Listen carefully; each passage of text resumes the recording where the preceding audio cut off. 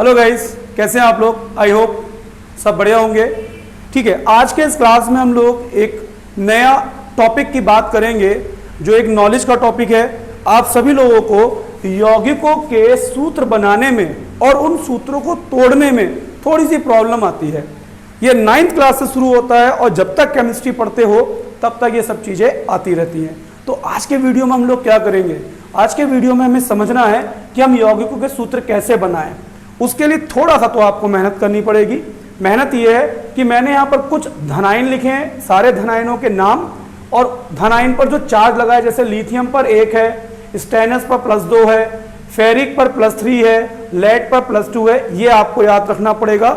यौगिक का नाम बनाने के लिए, किसी भी यौगिक का अगर नाम बनाना है तो सबसे पहले अगर वो आयनिक यौगिक है तो उसमें हमें 2 बातें पता होनी चाहिए कि धनायन जो है उस पर कितना चार्ज है, और जो ऋणायन है, इस साइड में मैंने ऋणायन लिखे हैं, ये भी आपको याद करने हैं। जैसे F पर -1 होता है, Cl पर -1, I पर -1, SO4 पर -2। ठीक, SO4 पर -2, और इनके नाम भी मैंने लिख दिए हैं। अगर आप ये लर्न कर लोगे तो इनको बनाना और फिर यौगिकों को आयनों में तोड़ना एकदम इजी हो जाएगा। जैसे मैं बताता हूं, अब यौगिक का नाम ये तो आप लर्न करोगे, इसमें तो आपकी हेल्प केवल आपको याद करने पे होगी। अब मान लो एक यौगिक दिया मैंने, फॉर एग्जांपल मैं यहां समझा रहा हूं। फॉर एग्जांपल हमने एक यौगिक दिया आपको सोडियम कार्बोनेट। सोडियम कार्बोनेट, शायद ये फार्मूला सबको आता भी होगा पहले से, मगर फिर भी हम इसलिए डिस्कस कर रहे हैं ताकि आपको ये क्लियर हो। तो देखो, अब ये फार्मूला ऐसा कैसे बनाएंगे। सोडियम पकड़ लो, कहां पर है, ये सोडियम है तो ये Na हो गया। ठीक है, अभी चार्ज मत लिखो, Na का चार्ज होता है 1, नीचे लिख दो। और कार्बोनेट यहां से पकड़ लो, ये कार्बोनेट है तो कार्बोनेट हो गया CO3। चार्ज कितना है, 2। अब इसे बनाएं कैसे, तो ये जो CO3 का चार्ज है 2 माइनस का, ये ऐसे कर दो और ये वाला चार्ज ऐसे। मतलब ये है कि सोडियम पर 1 आवेश होता है, कार्बोनेट पे 2 माइनस के आवेश होते हैं। दोनों आवेश बराबर होने चाहिए, तो हमें सोडियम चाहिए होंगे 2 और कार्बोनेट चाहिए होगा 1। तो फॉर्मूला कैसे बनाएंगे, जो कार्बोनेट का आवेश है वो दे दो सोडियम को, तो ये हो जाएगा Na और 2 यहां लगा देंगे, और CO3 कार्बोनेट 1 चाहिए तो हो जाएगा CO3। तो ये फार्मूला हो गया सोडियम कार्बोनेट। आई होप ये फार्मूला थोड़ा समझ में आया होगा। हम 1-2 और पढ़ते हैं। ठीक, मान लीजिए हमें चाहिए sodium bicarbonate. Bicarbonate, sodium bicarbonate. तो सोडियम क्या है हमारा, Na, इसका चार्ज नीचे लिख दो, इस पे जो भी लगा है। अब बाइकार्बोनेट का चार्ज कहां, बाइकार्बोनेट कहां है, यहां से चेक करो, ये लिखा है बाइकार्बोनेट। इसे हाइड्रोजन कार्बोनेट भी बोलते हैं, HCO3। ये इसका भी चार्ज 1 होता है माइनस का। अब प्लस का भी 1 और माइनस का भी 1 बराबर है, तो ये दोनों 1-1 रहेंगे, तो फॉर्मूला क्या बन जाएगा, NaHCO3। ठीक है, ये वाला आपने लिखा होगा, मैं इसको रफ करके दूसरा समझाता हूं, इसी के जैसा समझना। अब जैसे सोडियम बाइकार्बोनेट था तो एक Na चाहिए हुआ और एक CO3 चाहिए हुआ, तो NaCO3 बन गया। मान लो हमारे पास फार्मूला होता है कैल्शियम बाइकार्बोनेट का। कैल्शियम बाइकार्बोनेट बनाना हो हमें, तो कैल्शियम बाइकार्बोनेट कैसे बनाएंगे। कैल्शियम कहाँ है, ये है कैल्शियम, Ca। चार्ज होता है इसका 2, और बाइकार्बोनेट ये हो गया HCO3, चार्ज होता है इसका 1। क्या करें, ये वाला चार्ज इसे देंगे, मतलब कैल्शियम चाहिए हमें 1, और ये इसको देंगे, तो बाइकार्बोनेट HCO3 हमें 2 चाहिए, तो HCO3 जब ये पूरा चाहिए 2 तो बाहर लगा देते हैं यहां पर 2। ये हो गया कैल्शियम बाइकार्बोनेट। अब आपको एक बात क्लियर हुई होगी जो हमेशा परेशान करती है कि सर कभी तो HCO3 के आगे 2 लगा देते हैं, कभी 1 लगा देते हैं। तो ये होता क्या, चार्ज का कार्यक्रम है। प्लस और माइनस के चार्ज बराबर करने के लिए जितने धनायन होते हैं उतने ही ऋणायन चाहिए होते हैं। तो कुछ ये समझ में आया होगा कि Na के संग अगर HCO3 आएगा तो NaCO3, और कैल्शियम के संग आएगा तो कैल्शियम HCO3 का होल ट्वाइस, इसे पढ़ते हैं होल ट्वाइस। ठीक है, 1-2 चीजें और समझते हैं। एक बहुत इंपॉर्टेंट चीज समझते हैं, थोड़ी सी कठिन और इंपॉर्टेंट, जो हमेशा परेशान करती है। जैसे कहीं पर एक फार्मूला लिखा है फेरिक क्लोराइड, कहीं पर लिखा है ये फेरस सल्फेट, मान लो सल्फेट ले लिया, फेरस सल्फेट, और कहीं पर लिखा है फेरिक सल्फेट, फेरिक सल्फेट, ठीक है। फेरस सल्फेट और फेरिक सल्फेट में फेरिक सल्फेट में डिफरेंस क्या है? तो देखो यहां दिख रहा होगा, फेरस होता है Fe+2 और फेरिक होता है Fe+3। ये ध्यान से देखना, स्टेनस होता है Sn+2, स्टेनिक होता है Sn+4, ऐसी Cu+2 क्यूप्रिक और Cu+ क्यूप्रास। अभी हम समझेंगे एग्जाम्पल में, तभी आपको सब क्लियर हो जाएंगे। फेरस सल्फेट समझते हैं, तो फेरस के लिए ये वाला Fe पकड़ेंगे, ये Fe की चार्ज है 2, और सल्फेट के लिए ये पकड़ेंगे SO4, ये 2।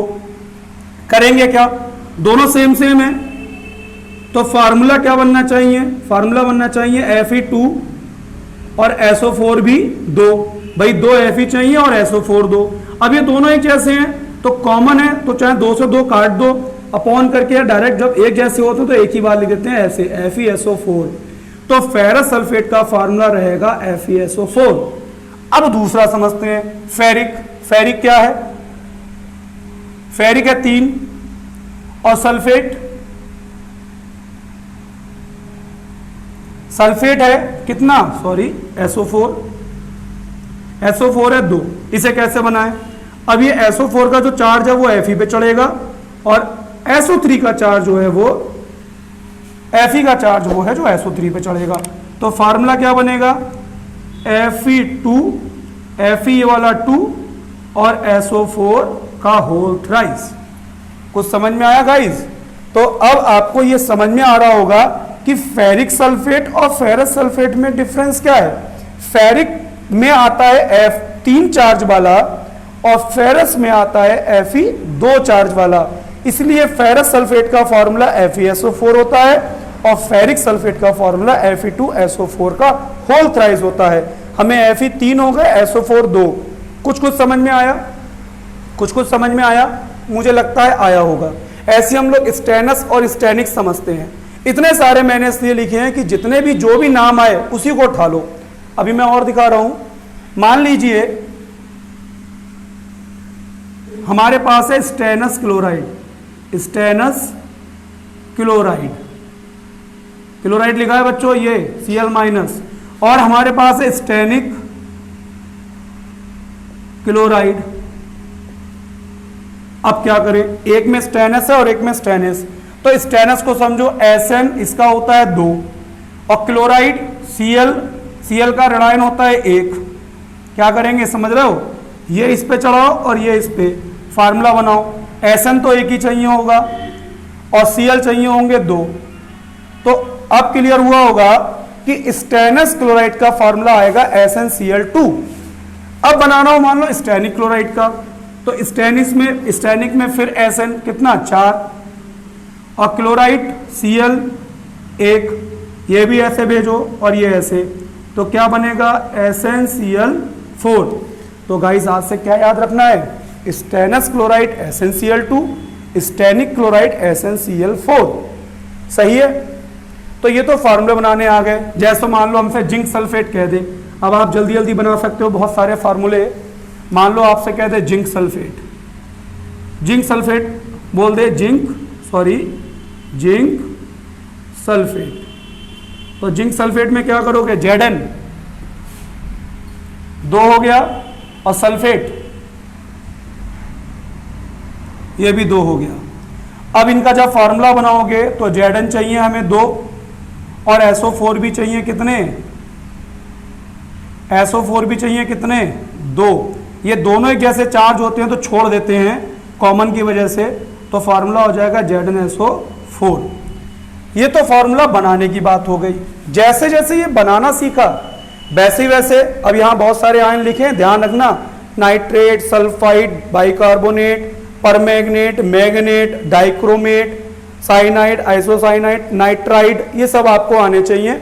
जैसा साउंड बोले वैसा ही फार्मूला इनको बनाकर, जैसे जिंक का Zn, सल्फेट का SO4, फार्मूला अपने आप बना दो। इन आयनों से, धन आयन से और ऋण आयन से आपको फार्मूला बनाना 100% आ जाएगा, इसकी बात की गारंटी है।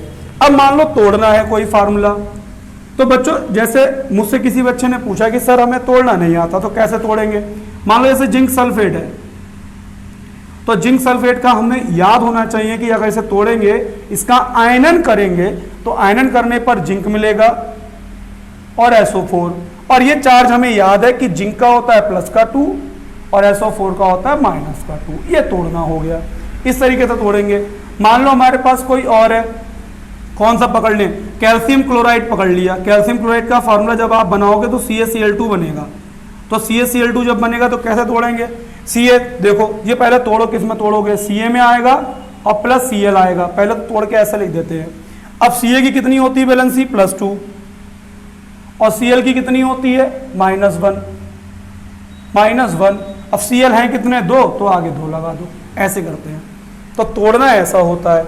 मान लो मैं एक और ले लेता हूं, मैंने ले लिया Na2CO3 सोडियम कार्बोनेट, इसे तोड़ोगे तो पहले तोड़ के लिख दो Na में और CO3 में। अब Na कितने हैं, 2, और CO3 अकेला पूरा ऐसे लिख दिया। इनके चार्ज लिख दो, यहां से देख के Na का कितना है, 1, और CO3 का कितना है, -2। इस तरीके से इनका आयनन करते हैं। तो आपको बनाना और आयनन करना दोनों आना चाहिए। तो उन फार्मूलों की सहायता से जो मैंने आपको आयन और धनायन लिखवाए, उनकी सहायता से आप लोग को क्या करना है, जो ये एग्जाम्पल में कुछ यौगिकों के नाम लिखे हैं, इन यौगिकों के फार्मूले खुद बनाने हैं। और जब बनाना सीख जाओगे तो 100% उनको ब्रेक करना, उनका आयनन भी सीख जाओगे। तो बस ये एग्जाम्पल करें, बाकी कोई प्रॉब्लम आए तो मुझे बताएं। और ये तो एक आपका यौगिक बनाने का और उन्हें तोड़ने का वीडियो हो गया, ठीक है। बाकी कोई प्रॉब्लम हो तो मुझे बताएं, मैं वीडियो बनाता हूँ। ठीक, बाय बाय।